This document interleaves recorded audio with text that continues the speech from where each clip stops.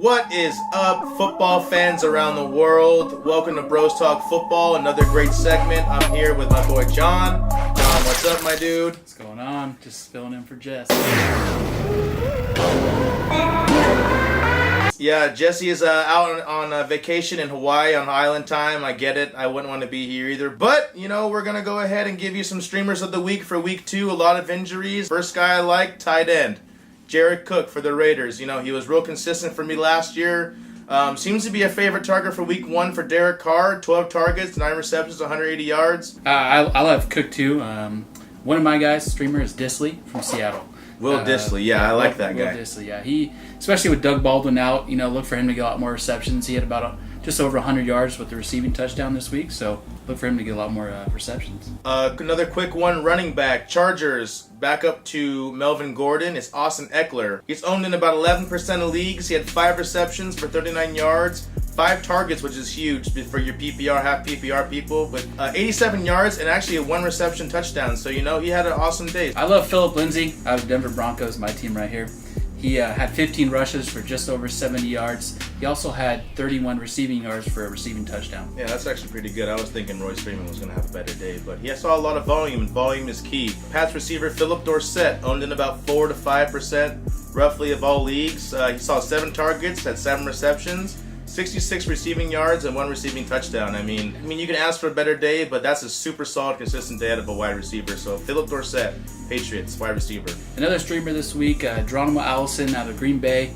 Just like you said, Jake, he definitely had a lot of volume. 8 targets, 5 receptions, just about 70 yards. So he's definitely looking to make an impact. And he had a reception touchdown too, which is huge. You're correct. The quarterback from Tampa Bay, my boy Ryan Fitzpatrick, he impressed me this week. He came back and he actually led the Saints the entire game. This guy was outstanding. 417 passing yards, 4 touchdowns. He even rushed 12 times to get 3 first downs and about 40 yards and had a rushing touchdown. This guy can do it all. I don't know if he's going to be the starter when Jameis Winston comes back, but for the next 2 or 3 games, Fitzmagic is the way to go. Who I like this week, Case Keenum out of Denver. Making a case for Case Keenum again, and your Broncos, huh? Again, my team.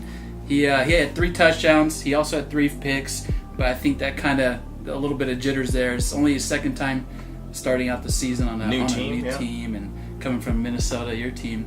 He definitely looked pretty poised out there. Case Keenum is only owned in about 13% of leagues, so you have a good chance of picking him up if you're iffy on a quarterback like Rodgers that kind of went down with an injury. No official news on the injury yet, but look for our Instagram post. Breaking news will be there. And those were our week 2 streamers, but now, John, I think it's down to get to the nitty-gritty, and we need to talk about LeVeon Bell, the running back from the Pittsburgh Steelers. He's sitting out. He's not only causing us fantasy owners a lot of problems, he's causing the NFL problems and the Steelers as well. He got franchise tagged again. It's the 2nd year in a row. For those of you who don't know, a franchise tag is basically when a team tells you, hey, we're going to give you this amount of money for this 1 year, and we'll talk about adding you to another contract later on in the future. But for right now, here's this money, and that's it. But you know what? I think he should be out there. He's doing his team a disservice. He's causing a lot of turmoil in his locker room. His own lineman had a big stink about it on Twitter the week before they played the Browns. He was already under contract for $14 million as it is, and he's lost $855,000 just for not playing 1 week. How many years does Ben Roethlisberger really have left for the tank for the Steelers? True. And if you want to win and take it serious, I think Le'Veon Bell should be in there. I know it's a strenuous game. I know it's a health risk and health hazard, but you know what? This is what you sign up for, and if you're going to be a quality running back, which you are, you're going to get out there and play for your team. Yeah, see, I challenge that.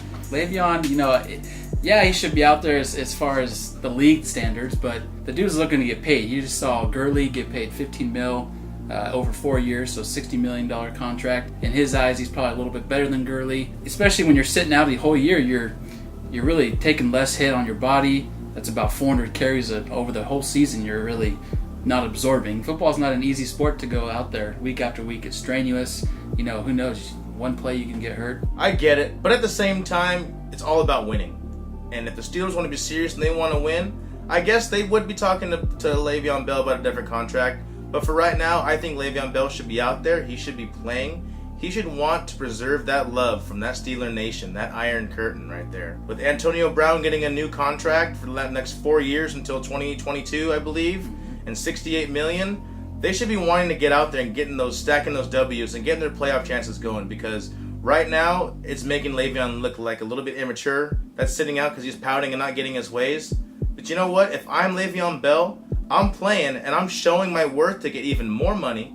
I'm showing my worth to say, hey, I'm putting the team on my back right now. We're playing, and here's my agent over here. I would want my agent to be putting the pressure on the Steelers more every day, day in, day out, to get me a new contract. I see your argument, but if the Steelers really want him that bad, I feel like they should have worked out a contract already. I mean, obviously he's one of, if not the best running back in the NFL. So, again, one of those things where who really wants it more? Bros Nation, you guys go ahead, comment down below what you guys think LeVeon should go ahead and do. You know, you saw my take. I think he should be in there. You saw John's take.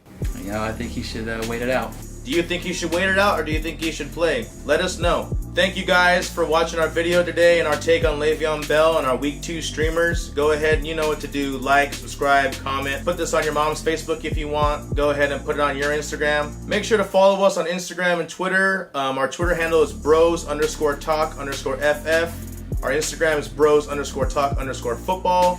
Stay tuned for some big news. We have a nice big announcement for you guys coming up next week. You're not going to want to miss this. Be sure to be following us and stay up to date on all of our feeds, whether it's Instagram or Twitter. This is Jake signing out from Bros Talk Football. John, it was great having you. Thanks for having me. All right, see you next time. I love Phillip. I love rap. Oh, gosh. I love Phillip Lindsay, Denver Broncos, my team. He had 15 rushes, just over 70 yards. Oh, no. This guy. Not the giggles. Don't be upset.